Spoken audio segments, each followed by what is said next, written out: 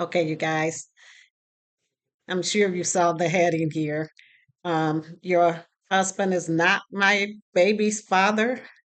And this experience actually, it really did stem from just a misunderstanding. So you'll see it all as I tell this tale. So when I first divorced my husband and moved to a city that was about an hour away from him, me and the girls had gotten into a home. And remember, they were very little. They were 2, 4, and 6 when I very first left my husband, ex-husband. And I didn't have transportation at that particular time. And if you guys saw any of the other videos, you'll know that he totaled out my vehicle and all of that. So that was that. So whenever I went anywhere, of course, I had to take my daughters with me. I mean, they were too young to leave at home. Actually, if they were 16, they're too young to leave it on these days. But so whenever I went grocery shopping or, went anywhere, the girls were always with me.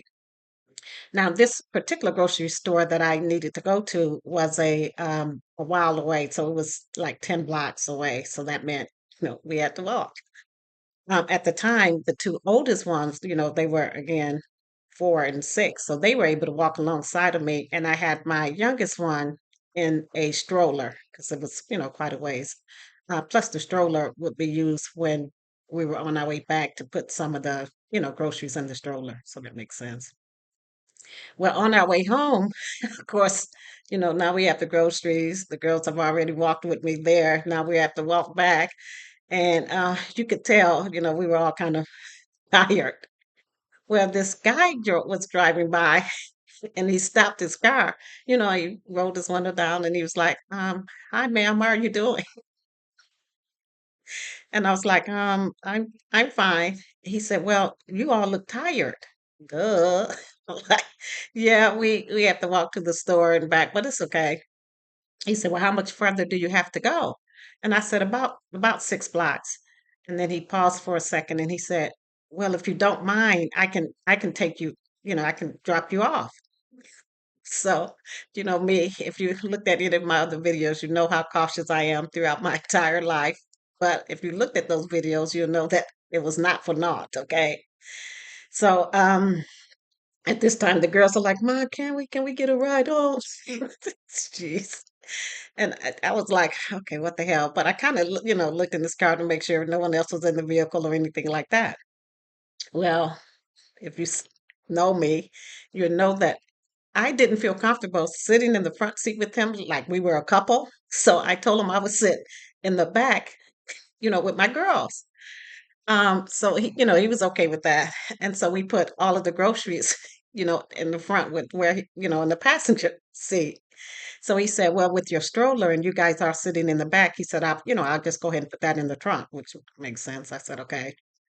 He was a nice gentleman. He told me that he was from out of town. He was visiting his brother and his sister-in-law for the day. And he said he was actually on his way back there. So I was like, oh, okay. So we, talked about the city and how long I've been there and that kind of thing.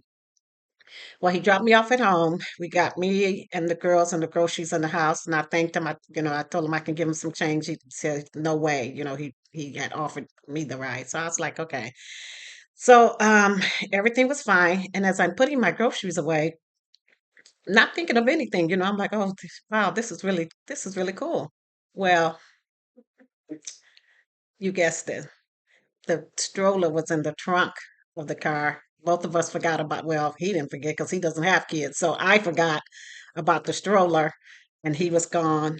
I didn't have his full name, definitely didn't have a phone number, didn't know his brother. I didn't know anything. And I was like, oh no, my stroller, my main piece of transportation, for my youngest was gone.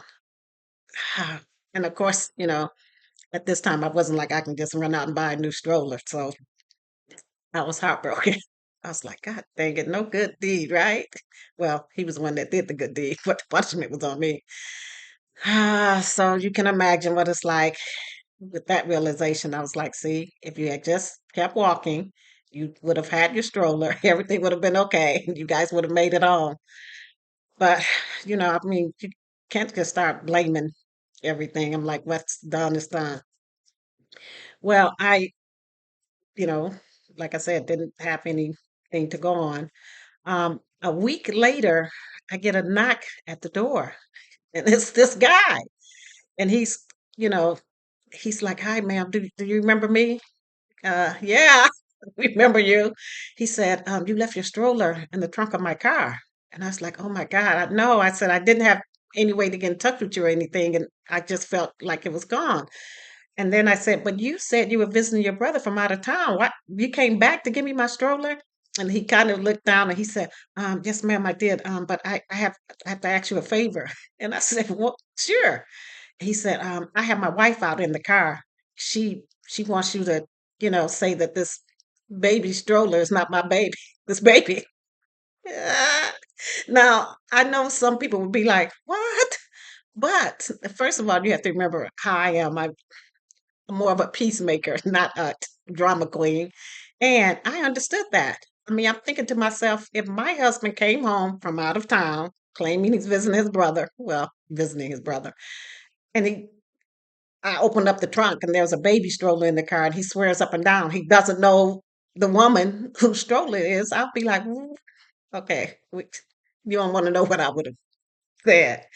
So I kind of laughed, and my house at this time was like if you parked on the street, you had to walk past a long, long, long, long lawn to get to my house because my house set off from the street. So he had walked up there, by himself, and he had the stroller in his hand with him. And so when I went to the car with him, of course, we had to go past that long lawn and that kind of thing. So she's looking like, okay, I'm gonna see what this is about. And so, her window was rolled down, and I said, "Hi, ma'am, how are you doing?" And she said, "I'm fine." And I said, and she said to him, first of all, "Okay, you don't say anything. I want to hear her story."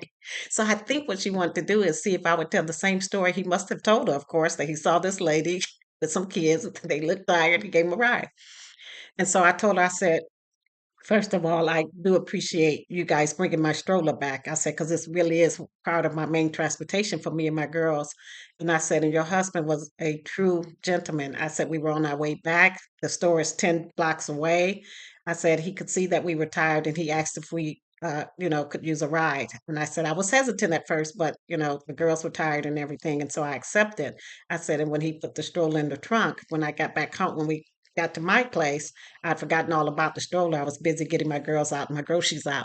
And so she laughed and she said, "Okay, both of you are off the hook." She said, "Because your story matches his exactly. And you guys didn't have enough time coming from your house to the car to concoct this whole thing." So she said, "I really apologize." She said, "But you know how it is." And I said, "Ma'am, trust me." I said, "That's all he did was talk about you. It was really nice and I appreciate it." And I said, "And you guys went out of your way to come back to this city to give me my stroller." I said, "I don't even have words for that." So that one just wound up being a bit of a little misunderstanding. And like I said, I could appreciate her, coming to ask that because she's not going to just say, "Okay, drop the stroller off," and I don't want to meet the lady and I don't want to see her or any of that. Of course, she's going to want to have some closure and some confirmation as to what happened and what occurred and who I was. So I got that.